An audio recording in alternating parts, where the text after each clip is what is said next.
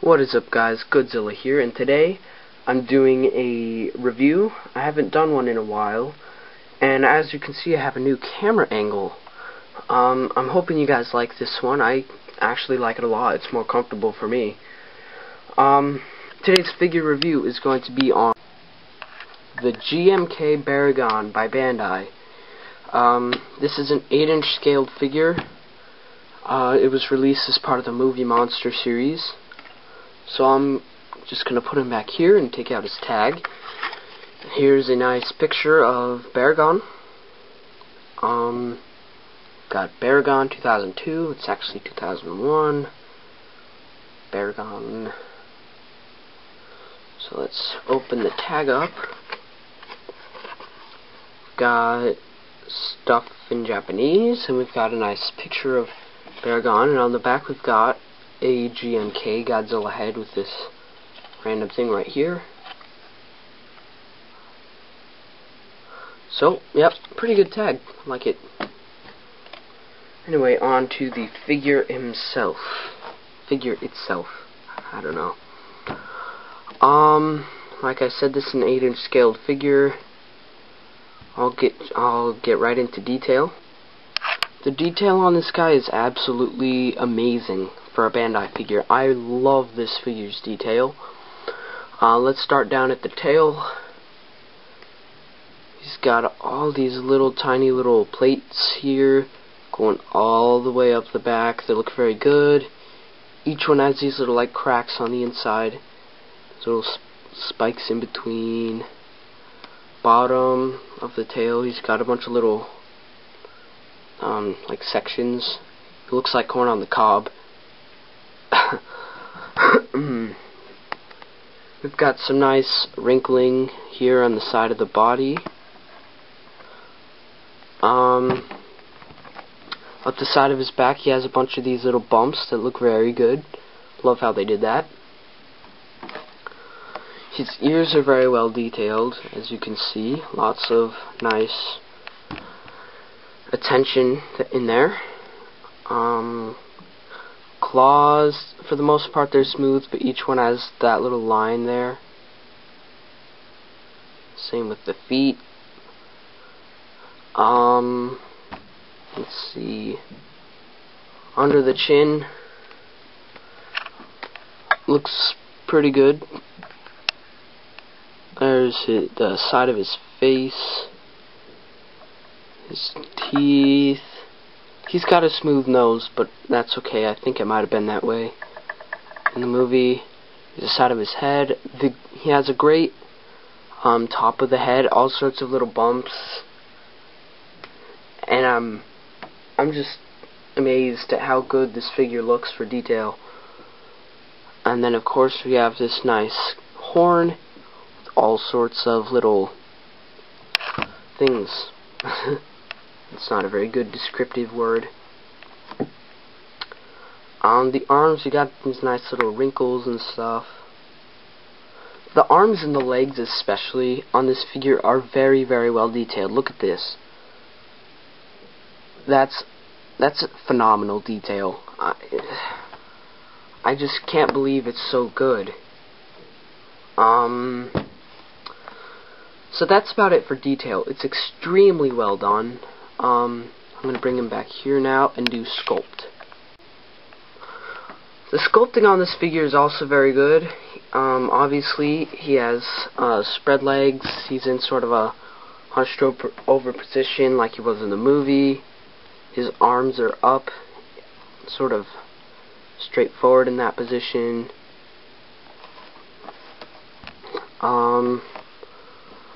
The legs look really good for sculpt, I must say. Like these little spikes down here. How the feet look. The hands look really good, how they're just like kind of flat almost like webbed hands, I guess. I don't know.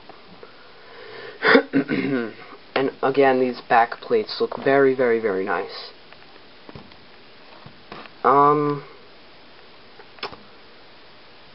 There's not much to say about Sculpt. He's just a really nice sculpted figure. Oh, he does have some nice sculpting under the chin. It looks very good. Like on his underneck. So yes, that is something that's very great about this figure. Next, I'm gonna move on to paint job. So, he's sort of this like brownish color all around, which isn't bad. That's his natural color and it looks good. Although these back plates are a little bit red. So it's nice to get some small variations, even if we wouldn't notice if they didn't do it. He has a yellow underbelly with very nice fading to the sides. Just want to point that out, especially like up in here. Looks very good. His claws are painted yellow, sort of an apricot yellow, and there's some nice fading going from the claws to the feet. I love the way that looks. Same with the hands. His horns here are sort of the same apricot yellow, but they're more glossy and shiny. They look really, really good. Oh, and on the horn here I'm gonna focus.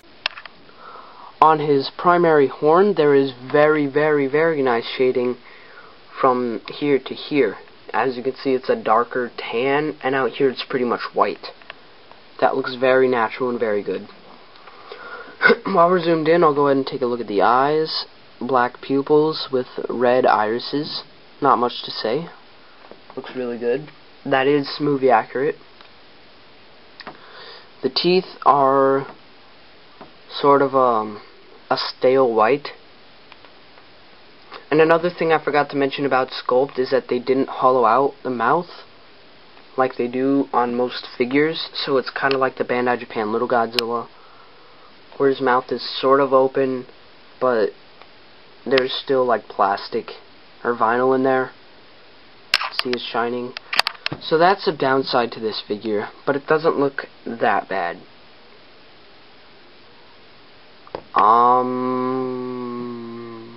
That's about it for paint job.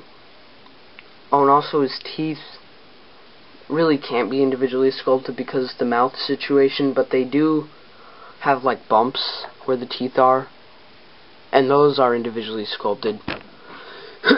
So that looks nice. On to articulation. The figure also has a very impressive range of articulation. In the tail, he can move 360. The legs move 360. The arms move 360 if you push them around the legs and the ears. But yes, the arms do move. The head looks like it would move, but it actually doesn't move that much at all. It would have been nice to have. And then lastly, a very unexpected one is the ears. They move 360. The only other figure I have that has articulated ears is a Bandai Creation King Caesar. So, good job, Bandai. You have a figure with moving ears. So there's articulation. Excuse me. Let's see, what else is there to talk about? I'll go into sizing now. I'll put him here. Let's see. Let me get out some 8-inch figures, since this is an 8-inch scaled figure. Now, he is 6 inches tall, but because of that, he is in scale with 8-inch figures. So here I'll bring out the closest I can find to an 8-inch GMK figure, Kiryu. And the only reason I have him is because SOS or Godzilla vs. Mechagodzilla came pretty close to GMK. So they size pretty well. It's obviously not accurate because in GMK, Godzilla was 100 meters tall, I believe. I'm pretty sure. So, and and in SOS/Godzilla against Mechagodzilla, he was only about 60 meters tall. So really, this would be better sizing, if you really wanted to get technical. But this is right if you wanted to change things a little bit. But, oh well, they're both 8-inch scale figures, and they scale well together. So if this were GMK Godzilla, they would be in perfect scale. Another 8-inch figure, this one's actually from Trendmasters, I have. Godzilla 1990s. Just like Kiryu, they look very good together, and they are actually in scale, because he's 100 meters, unless he's from 91 or earlier. I don't think he is. I think he's 1994. So, yeah, they scale really well. That's what Baragon looks like to an 8-inch figure. This isn't scale. But for those of you who want your Baragon to hang out with 6-inch figures, I'll go ahead and bring out some 6-inch Godzilla figures. Here's Final Wars Godzilla. Here's, dang it, Bandai Creation 2000 Godzilla. And here's Bandai Creation 1968 Godzilla, because they were in, Destroy All Monsters. It was just Showa Baragon. So, let's just get 68 out of the way and compare them to the Millennium Godzillas. I'll put Final Wars here, 2000 here. I mean, they look okay. Like, you know, I don't even need 2000 here. I'll just use 2004. Okay, if you wanted them to fight or something, it would look okay. It's just not even close to being in scale. In order for this to be in scale, with this, you'd have to be about this big. So really, you just need an 8-inch Godzilla 2004, or any other 8-inch figure for that matter. So, they look decent, but they're not in scale. Same goes for this guy, the Bandai Creation 1968. Like I said, they did sort of like meet, but it was when Baragon was Showa Baragon. So, they also look decent together. I apologize for my ringing phone. They also look decent together, but it's obviously not to scale. Well, actually, it's close, because, dang it, this guy is 50 meters tall. This guy is maybe 60. So maybe if Baragon was about this big. But, again, if this was GMK Godzilla, then he would have to be like this big. So, yeah, 8-inch scaled figure scales best with 8-inch figures, obviously. I'll just do one more 6-inch for the heck of it. I've got Bandai Japan, Mothra 2003. They look better than the Godzillas because Mothra is sort of a different form altogether. With, you know, with long wings and sort of a, you know, this kind of a body.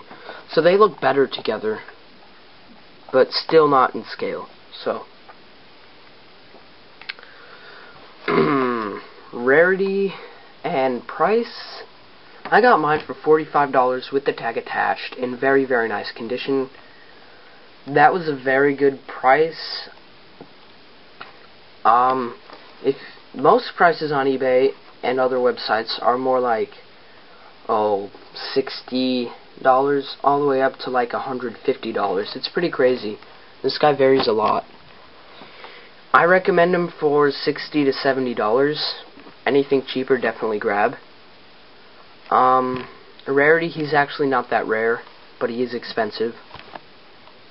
Oh, movie accuracy. Very movie accurate. No complaints at all. I mean, just look at the tag. They're like an exact copy. So, yeah. Very movie accurate. Okay, rating. 5 out of 5. Near perfect figure. This thing is amazing. I definitely recommend it. I've wanted him for so long. When I finally got it, it was just amazing. So yes, 5 out of 5. If you like this video, please hit the thumbs up button, and if you didn't like this video, please hit the thumbs up button. Tell me if you like this new camera angle. I definitely like it, so I'll probably keep using it. So yeah, tell me your thoughts in the comments below, and I'll see you on the next video.